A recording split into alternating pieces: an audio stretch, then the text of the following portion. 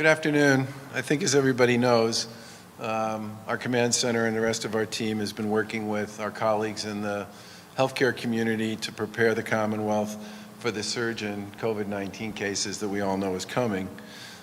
We've been working this issue on a number of different fronts because slowing the spread of the virus requires us to use every tool that's available to us. Yesterday, you heard our detailed projections as they currently stand with respect to case numbers and our planning efforts to increase medical and bed capacity for that surge when it arrives. Secretary Sutters and the command center have been working with hospitals to make sure they have the capacity that they need to treat future cases of COVID-19. And we're continuing to work with suppliers and with the federal government around much needed personal protective equipment. Those efforts are key to getting the Commonwealth prepared to treat patients, but there's another critical part of this which involves efforts to increase the state's testing capacity. And as of yesterday, we completed over 56,000 tests so far. We're up to 20 labs conducting tests. And as many know, we set a goal about 10 days ago to complete 3,500 tests a day. We've been consistently hitting or exceeding that goal, and yesterday reported almost 5,000 tests alone. We're going to continue to expand opportunities for new testing capacity and new testing sites as labs keep up with our growth in capacity. On Sunday, for example, there'll be a new drive-through testing site for first responders that will open in Foxborough at Gillette Stadium in the parking lot, where they expect to test up to 200 first responders a day.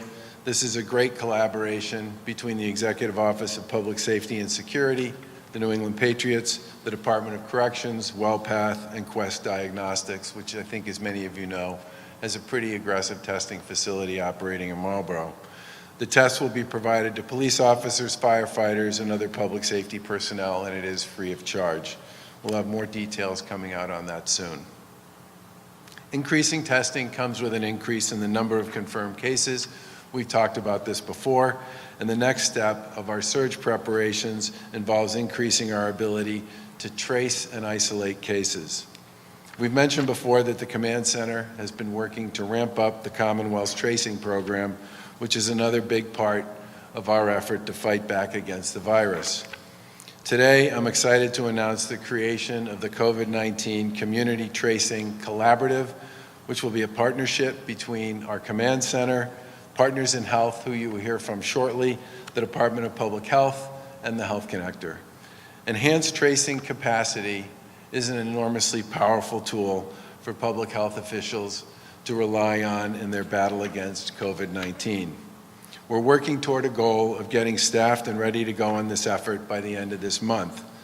And what we mean by tracing is that when a person tests positive, public health officials gather information from that person about who else they could have infected. These people are known as close contacts. Public health officials then attempt to contact them, those close contacts who could have been infected. And then those close contacts are made aware that they need to quarantine or get tested themselves. As a reminder, there is tracing happening now, but this program that we're talking about launching today is a much more robust, targeted approach that we hope can be highly effective at slowing the spread of this highly infectious disease. And to be successful, it will take a coordinated effort and resources.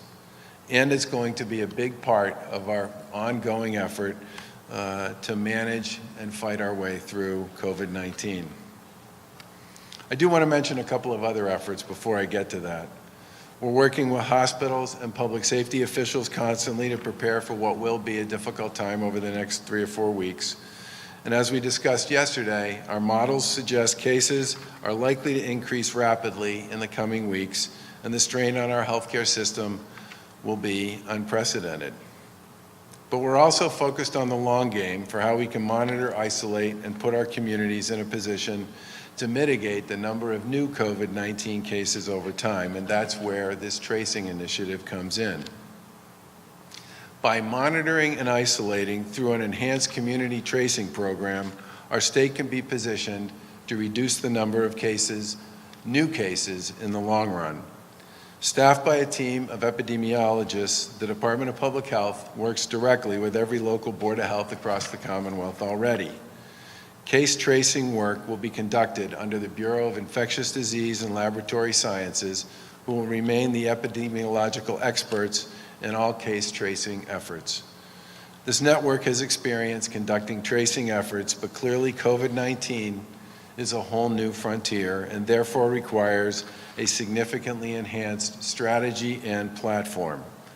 Our new community tracing program will stand up a virtual call center that will consist of nearly 1,000 virtual contact tracers, many of which have already signed up to help. Staff will contact COVID-19 patients to learn about their recent activities and ensure that they're taking appropriate steps to get healthy and to not spread the virus further. The call center will get contact information for as many people as possible that they have come in contact with, and potentially exposed people will be contacted and informed so that they can stay healthy, isolate when appropriate, and prevent further spread as well. As we put this in place, we've started to place volunteers from our non-academic health departments, from our 9 academic health departments, to provide direct support to local boards of health to keep pace with escalating case tracing requirements. 170 students have been connected to 35 local health departments to assist with case tracing, public health messaging, and communications to support local health departments. This effort will continue to scale over the next few weeks as we stand up the rest of this project. And here's where I say we are enormously fortunate to have a proven player with a global reputation that is well-deserved and Partners in Health on board to help with this project.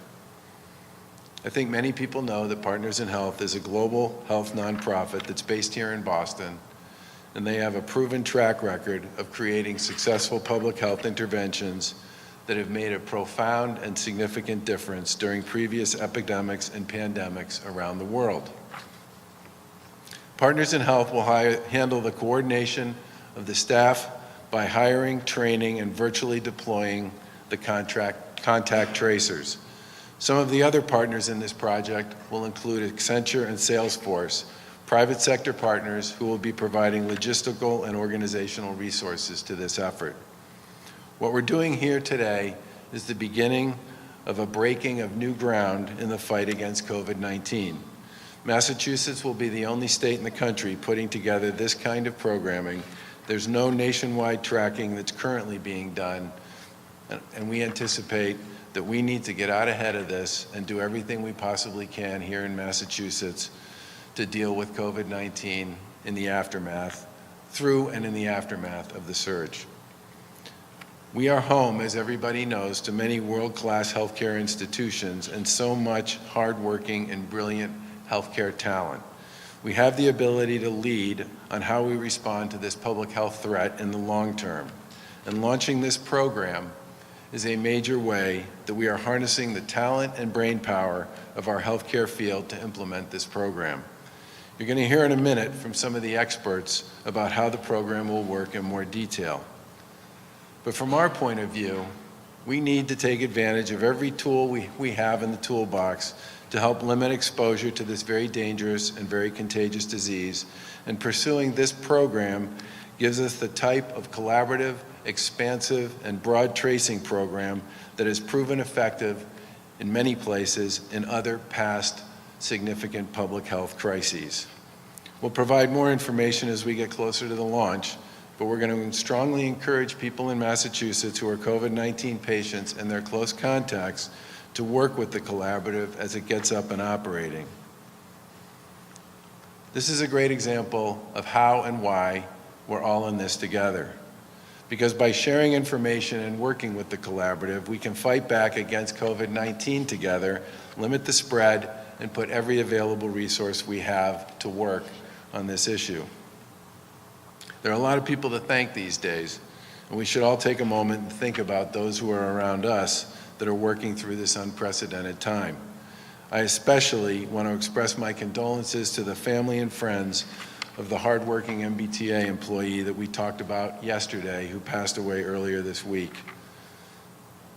let's face it, the men and the women who are operating critical government services like the MBTA every single day deserve our gratitude, because without them, nurses, medical workers, grocery store workers, and a whole host of other people we are all relying on right now would have a very hard time getting to and from where they need to go. And with that, I'd like to turn it over to Dr. Joya McCurchie, who is the Medical Director of Partners in Health.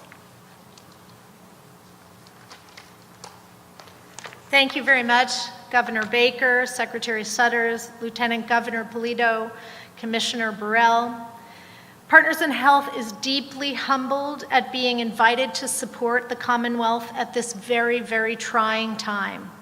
We are, as the governor said, a global medical nonprofit that has worked to prevent, care, and treat people all over the world. Whether fighting Ebola in West Africa, tackling HIV and TB for a generation, or facing the sudden emergence of cholera in Haiti, we at Partners in Health know that even as we prepare the hospitals in the Commonwealth to provide safe and effective care to all of the people who are sick, whether they are sick with COVID or not, we must simultaneously stop the ongoing spread of COVID-19 if we are to end this terrible pandemic. For over a century, epidemic control has relied on the tracing of contacts of infected people. Access to this information helps contacts to know how to protect their loved ones, to get tested or cared for themselves. Social distancing measures that the governor has led are important. They are an important first step in slowing transmission. But without knowing our own status, without being able to specifically protect our loved ones, we are all living in the dark. We know that there is significant anxiety in this darkness. Many people say, well, we're staying at home anyway, so what's the difference? It is an enormous difference if you know that you have been in contact with someone who has COVID-19. That is the point of the Contact Tracing Collaborative. Senior clinicians at Partners in Health, who are also faculty at the great hospitals in Boston, the Brigham and Women's and Children's Hospital, will stand up this massive force to hire, train, and supervise contact tracers who will fortify and support existing programs in the Commonwealth through the Department of Health and the Secretary's office. We believe that people want to know if they have been in contact with this disease. And I will break it down to you in 3 levels. Right now, we have the base of the pyramid, which is social isolation. You see that we are standing 6 feet or more apart. We are staying within our family units, and that is good, and that will slow the transmission. That will limit the number of people we're in contact with. But I live with 3 people. One person in my family, my mom, is my mom. She's older. If I have been in contact with someone with COVID, I would want to know. I would then be instructed not to be sharing a meal with her, to wipe down the surfaces in my home, to use my own bathroom if that's available, which is not for everyone. And then I would get a test. And in my family unit, if I was tested positive for COVID-19, I may need to go somewhere else. In my case, maybe to a hotel, so that I don't spread the virus. Social distancing, quarantine, isolation. This is the pyramid we're talking about. Now, as I'm saying that, I'm a physician. I can easily separate myself within my own household from my family. But many people cannot. And that's where social services and social support come in and become so important. We need to make sure that everyone who is in contact with a person who has COVID has the material resources and the psychological resources to safely quarantine or isolate.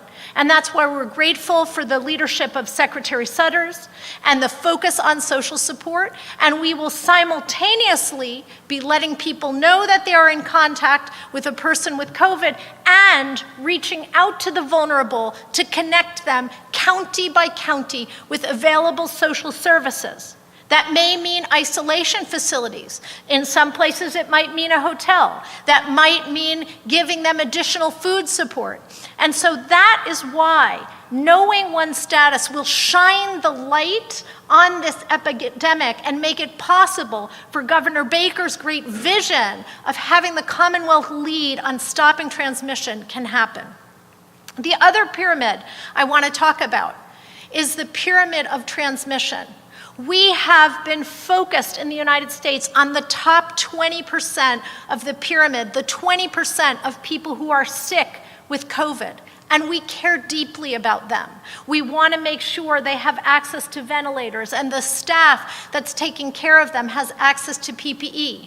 But there is 80% of the pyramid that are people with mild symptoms or even asymptomatic that are silently and unknowingly spreading the disease. We want to shine a light on that, a light with love and compassion that can reach out to people and humanely let them know that they are at risk and humanely help them to isolate themselves. So it is a great honor. I want to thank my colleagues, KJ Sung, Emily Rowe, and John Welsh, as well as the rest of the team from Partners in Health, and the amazing collaboration we've had with the Commonwealth Connector, as well as the Department of Public Health in making this happen. I want to introduce my good friend and colleague, Dr. Paul Farmer, one of the founders of Partners in Health, and I would be remiss if I didn't mention the other co-founders, Ophelia Dahl and Jim Kim. Dr. Jim Kim has been instrumental in this work as well. And Paul is now the chief strategist at Partners in Health and will make a few remarks. Thank you very much. Thank you very much, Joya. And again, I'd like to echo her in noting that it is such a great privilege and accorded to us by Governor Baker and his administration, Lieutenant Governor and the Secretary. Thank you for allowing us to participate as citizens of the Commonwealth. I would just add to what Joya said that she and many of us working with Partners in Health have seen what it is like when the surge is not flattened and the care delivery system of an entire nation is wiped out. And that is true in more than one instance. I'm thinking a lot right now about our experience over the last few years with Ebola in West Africa. There, the steps that Governor Baker and his administration are proposing were not taken in time. There were not the resources necessary to flatten any curves. And so in at least 3 countries, the healthcare delivery system was flattened itself. This is one of the things we wish to avoid here, in addition to the objectives outlined by the governor and by Joya. So we've seen what it's like when it happens, and this time around we're going to see what it's like when the full Monty, to use Jim's term, the full Monty is applied. The pyramid from top to bottom tended to. And I would like to underline one thing that Joya said, is that this effort at containment and disease control is motivated by love and should be informed by compassion and expert mercy, and that relies on science, on using the data that we have at our disposal to address a rapidly unfolding tragedy. Containment must be linked to good care, good medical care, and as clinicians, Joy and I have seen what a difference that can make. It cannot, however, stop the spread of coronavirus and prevent COVID-19. Here we have before us the chance to have a truly effective public-private partnership, bringing together clinicians from some of Boston's best teaching hospitals with the staff of Partners in Health and the authorities in the Commonwealth all the way to the top. I'm not good at sports analogies, but to quote Jim Kim and Sheila Davis, who evidently are, Sheila being the director of Partners in Health, it is time to go on offense. I am grateful as a citizen. I'm grateful as a physician. I'm grateful as a Brigham and Women's physician and a Harvard Medical School professor to join this effort and to watch our colleagues, who will increase in number rapidly, address this problem with the expert mercy that is called for in these times. Thank you. We start with some on topic, either for me or for either of the doctors. On the contact tracing, the timing, is it the right time? Is it too late? Where do you come from? So we actually talked. Yeah, we can talk about. Yeah, fine. You can take that one. We talked about this one upstairs. You know, we've heard that question a lot, and let me just tell you about a town called Tonkalili. Tonkalili is a small district in Sierra Leone. It was the place that was home of the very last Ebola person, the person who was infected with Ebola in Sierra Leone. Every single contact was traced in that country, and Ebola is different than COVID, but it's highly infectious, highly deadly. And in a country like Sierra Leone, once you cross that border into this little unknown place called Tonkalili, everybody would get out of the car, be screened, temperature written down, cell phone numbers. If they can do this in a place like Tonkalili, how can we say it is too late in the Commonwealth? To me, these are basic bread and butter public health. It will be hard, and we are daunted by the challenge, but we are undaunted by the moral need to stop the epidemic. So is it too late? It cannot be too late. We need to mitigate the suffering now. Let me pile on there a little bit. I know everybody in this room and many others keep track of how many cases we have in Massachusetts. We have about 9,000 cases as of yesterday's reported results. Yesterday, the Lieutenant Governor, the Secretary, and I stood here and talked about the fact that we thought, based on the modeling we'd done, that the ultimate number of people who were likely to be infected here in the Commonwealth would be somewhere between 47,000 and 170,000. Okay, so from where I sit, I view us as early in this game with respect to the issue associated with contact tracing. And while the Department of Public Health and the local boards, especially with some of the additional funding and support that we've provided them, have the ability to play this game at a level of 7, 8, 5, 9,000, when you start getting into numbers like the types of numbers we're talking about in our projections, you need a much bigger organization with a lot more infrastructure to actually create the kind of contact tracing program and all the elements that come with it to be able to chase, literally, let's say we end up with 47,000 cases, or 50,000, or 70,000, or 100,000, or 120,000, all right? That is not the kind of scenario where you could rely on the Department of Public Health and the local boards to make that happen. You need a much bigger platform with a ton of technology, which is where Salesforce and Accenture come in, and a lot of big-time experience with the capacity to grow the number of people and the number of players who are part of that scenario. And that's the reason why we're bringing Partners in Health in as a partner. So no, I don't think it's too late. In fact, I think on this particular part of the game, we're probably just getting started.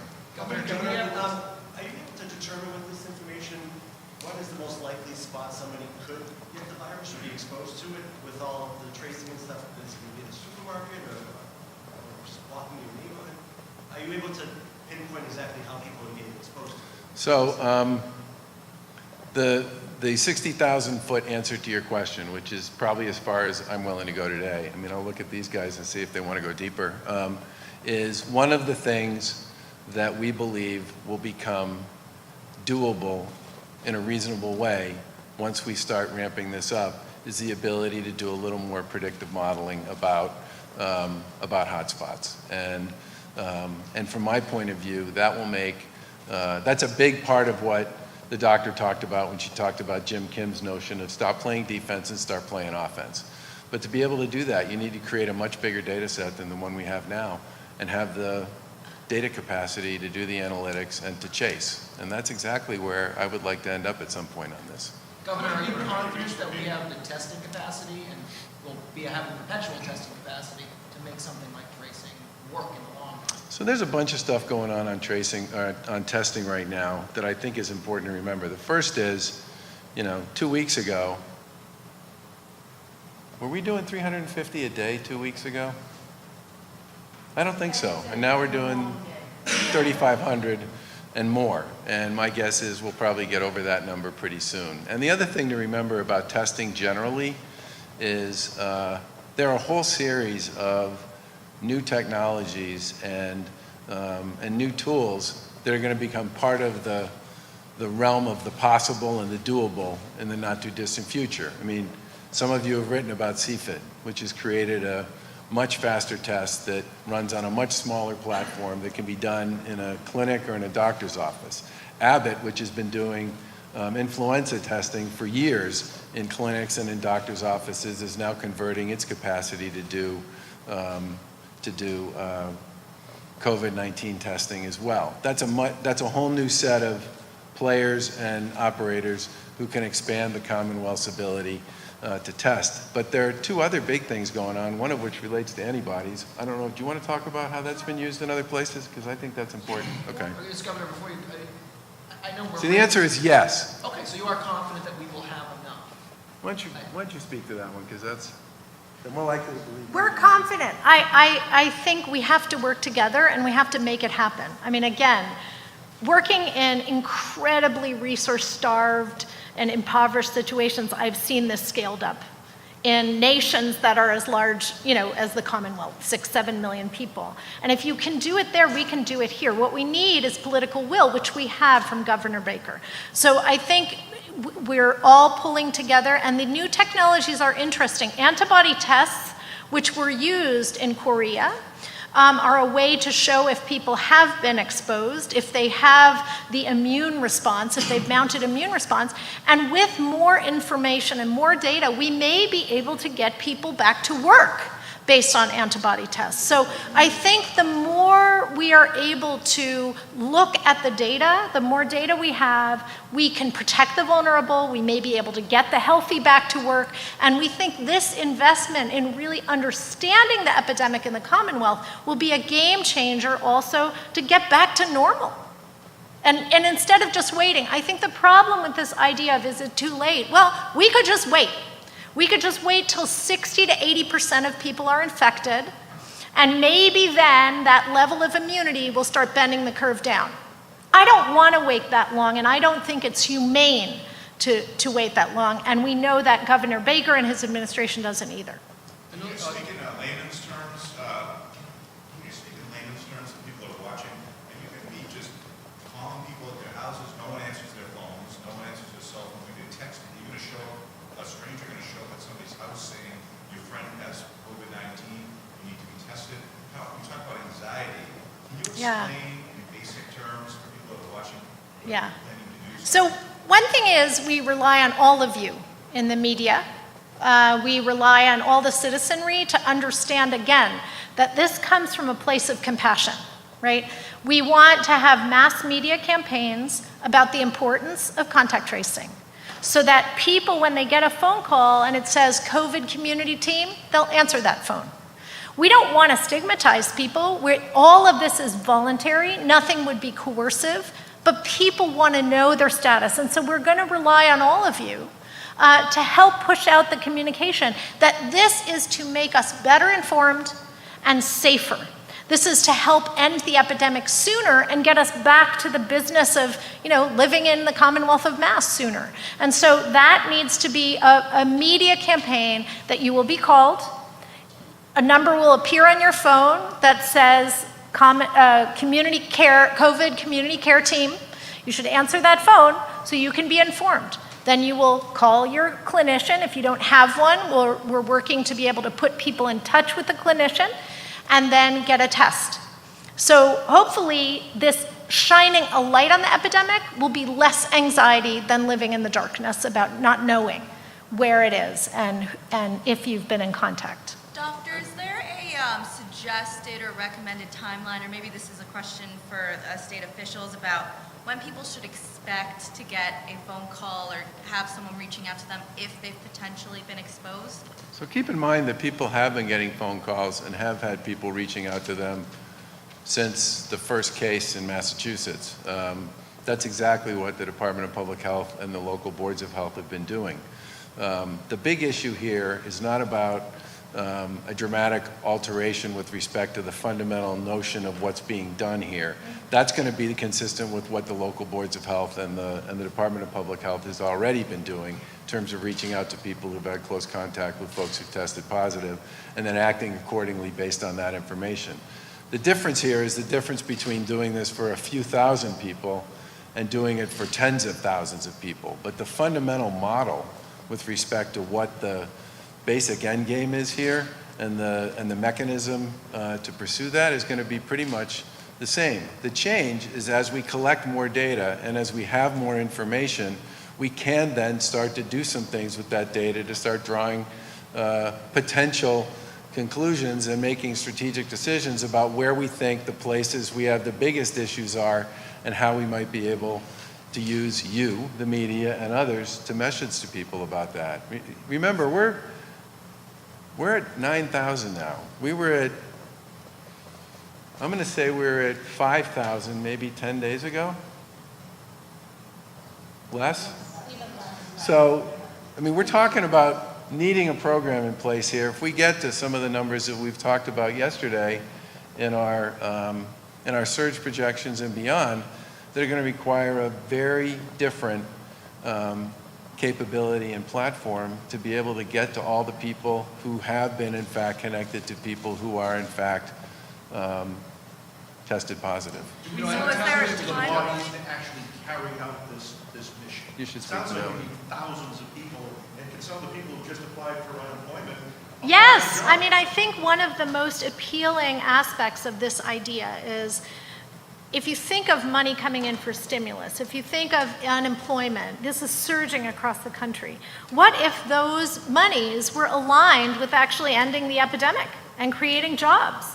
So we know that we will be hiring about 1,000 people, paying them a decent wage, and that could be expanded. And so I think part of this vision is to say, let's also alleviate the suffering of people who are otherwise unemployed with good jobs that will they will be put to work actually stopping the epidemic.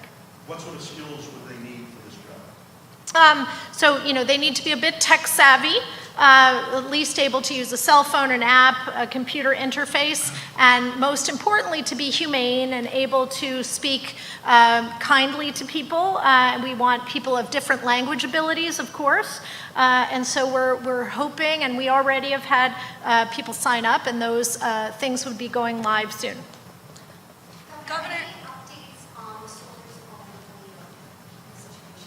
Why don't I let Secretary Sutter speak to that? Updates on polio.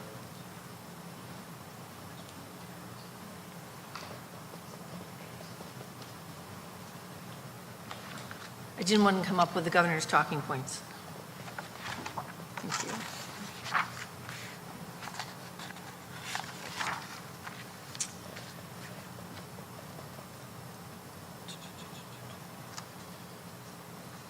I'm just, sorry. So the total numbers at the Holyoke Soldier Home as of today, we've had 21 veteran resident deaths, 15 were positive tests, 2 negative, 1 unknown, and 3 pending. We have now completed the testing of all the veterans. 59 veterans tested positive, and 160 have tested negative.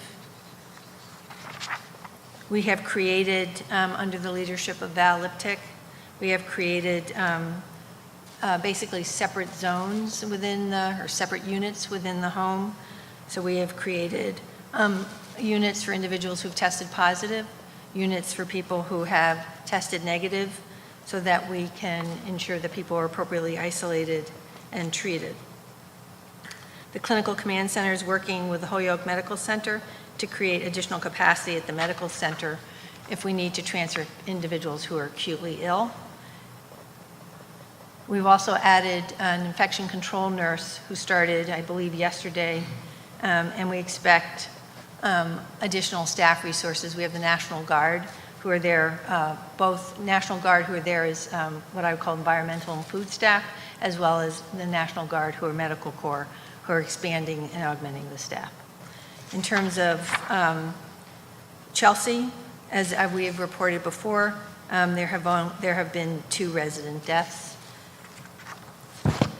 I wanted to ask a question regarding the nursing homes, a little bit more about the nursing homes in terms of, especially with the Norwood case that came up. There is a lot of guidance out there for nursing homes regarding what they should be doing, but I'm curious if there's any thoughts about doing something more, given the fact that they have suddenly, it was anticipated obviously, but they've suddenly become, really very difficult spots. So, as we know, individuals who are older adults with underlying medical conditions, of course, are more prone and more vulnerable to COVID-19. Very early on, I think around March 16th, we restricted visitation to nursing homes across the Commonwealth of Massachusetts and have again taken additional measures around really restricting access. Put out guidance very early that was consistent with the CDC guidelines, which I think you're referencing, to help nursing home operators prepare for the epidemic, for the pandemic, which we now have. We've put in place mobile testing for nursing homes specifically because we understood that nursing homes to take patients, residents from nursing homes to hospitals to be tested was not humane, compassionate, or good. And so we, this week, rolled out mobile testing, again, with our National Guard, and we're expanding that for residents and the like. And we have both nurses from the Department of Public Health and epidemiologists on site and in contact with nursing homes that have clusters of patients in their homes. Will the Secretary give us an update on Norwood at Charlotte? Do you have an update on the numbers there? So we have, my information is that of what is being reported as 15 deaths, 8 were COVID positive. So that's the information I had as of this morning. And again, when we have clusters, when nursing homes report, we have a nurse from the Department of Public Health and an epidemiologist in daily contact with those facilities to ensure that they are isolating, quarantining residents, and following the protocols of the CDC. Are we testing people post-mortem if they're in a nursing home, they die, maybe a respiratory ailment, but we don't know if it's COVID? Are they testing post-mortem so you have this data? Yes. So we are testing individuals who die after they die to determine whether they are COVID positive, yes. Secretary, is Let's there go to any the modeling from indication? yesterday. I'm sorry. The New York Times has been reporting that the CIA doesn't believe a lot of these Chinese facts and figures of what went on in Wuhan and other provinces. Does that undermine the models that you were putting together that are based on Chinese data, as I understand it? So the modeling that we used was based on the JAMA article, the Journal of American Medical Association's article of the study of Wuhan, which is really the only academic paper that has been out modeling, as well as used experience in Italy, and at least Italy, and as the governor said, talked to a lot of epidemiologists to adapt our model. I mean, that is the model we have available, and models, as we've said before, are valuable to help us plan. They're not infallible. Secretary, is there any sorry. indication that there would be a need for maybe disciplinary action or more intervention at any of the other facilities? Or what is the key difference here between the Chelsea and Norwood facilities and what happened at the Holyoke Soldiers Home, as far as you know now? So why don't I speak about Chelsea and Holyoke, because those are 2 soldiers' homes that are within the auspices of state government. So there's, and I think we talked about this the other day, so if I'm repeating myself, my apologies. There is, at Chelsea, there was a very clear incident command center established in response to COVID-19.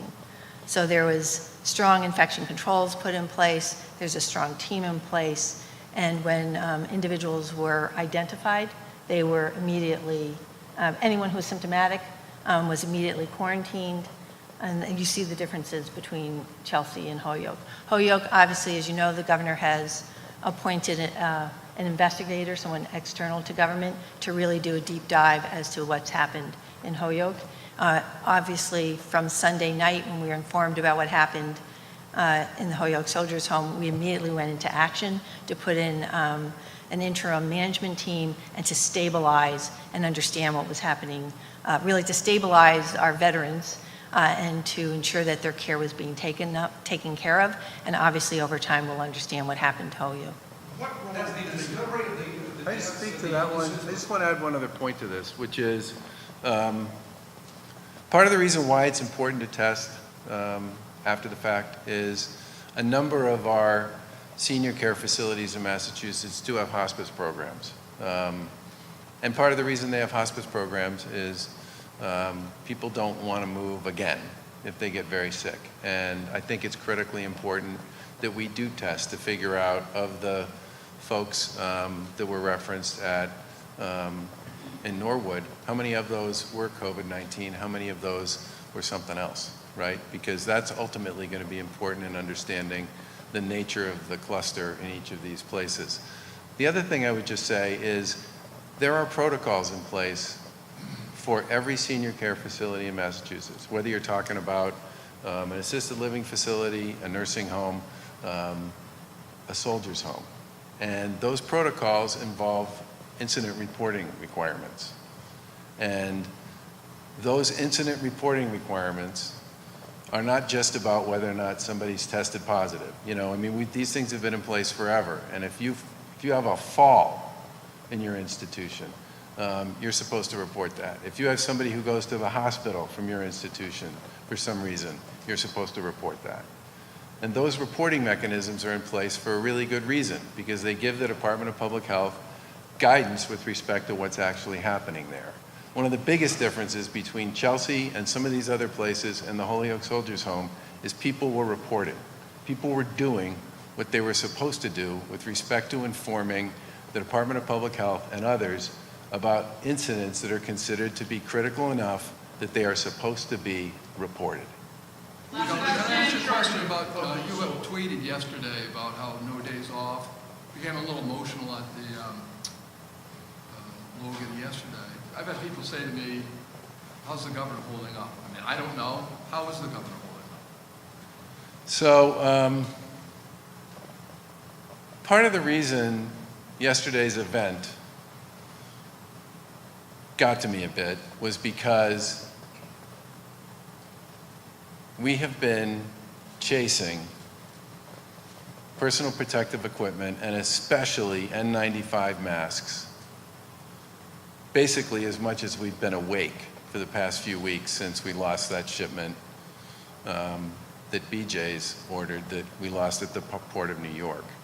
And as I said in my remarks yesterday, I didn't know if that particular day or any of these other days that we've been chasing stuff on was ever going to deliver on what it was we were looking for.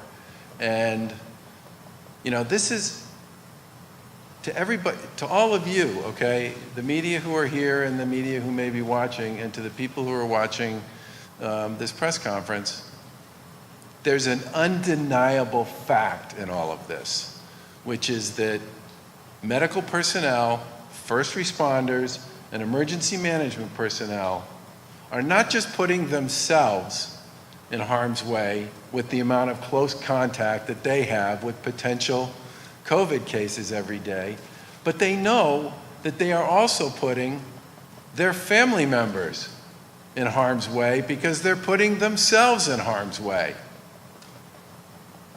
And the Lieutenant Governor and I and the Secretary and other folks in our administration have talked to literally dozens of these people about what their greatest fear is. And it's honestly not about themselves.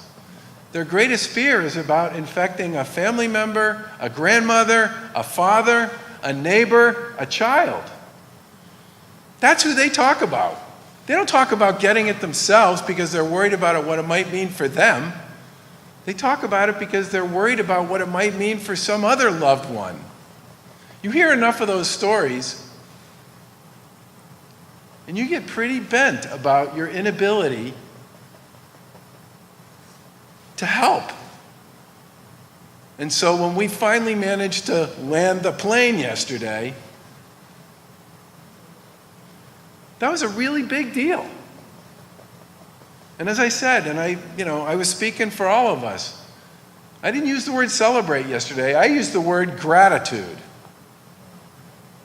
Because I was grateful that we were able to do something for this community that we should all be enormously grateful for. Whether you're talking about the people driving the bus or the rapid transit system or filling your grocery orders or standing on the front lines in public safety or in healthcare, these people are putting themselves out there. And it was killing us that we weren't able to solve their problem. So yeah, I got a little worked up about it. But honestly, if you've had the kinds of conversations we've had, you know exactly what I'm talking about and why it's so important that we were able to actually do something for them. Now you combine that with the joint initiative between Partners Health, not this Partners Health, but the other Partners Health, and the Commonwealth and the Mass Hospital Association on that decontamination machine from Battelle out in Ohio, which lands in Somerville, thanks to a lot of quick work by Mayor Joe Curtatone, which will make it possible for us to use a lot of those N95 masks 4, 5, 6, 7, 8 times, depending. And you start to feel like you're creating a little bit of a comfort for a lot of people who have been uncomfortable and yet have gone out every single day and done what they do for the rest of us. And we should remember that. Governor, Can you explain the role of the Department of Veteran Services in compliant soldiers? Were they in charge of that? Do you have faith in Secretary Green? So this investigation that's taking place, and both the Secretary and I and Lieutenant Governor have all talked to Mark Perlstein about this. This is all about, it's about what happened, but it's also about who was talking to who about what when. And I don't want to speak to that until we actually see the results of that investigation, but I'm glad that Mark's on the ground. And one other thing you should know is, I got asked this the other day by somebody in the media on it wasn't an on-the-record conversation. He's doing this pro bono. And his report is going to determine the answers to a whole bunch of questions that we all have. Thanks. Governor, do we know what happened to the 3 million from the Port of New York? 3 million masks? Well, I'm assuming they went into the federal stockpile. We don't know what they did with them? I guess, are they in a trailer in the Port of New York? Are they impounded by FEMA like that? We've assumed all along that they were just confiscated and that they probably ended up in the stockpile. In the stockpile? Yeah. Governor, Thanks, everybody. We really got to go.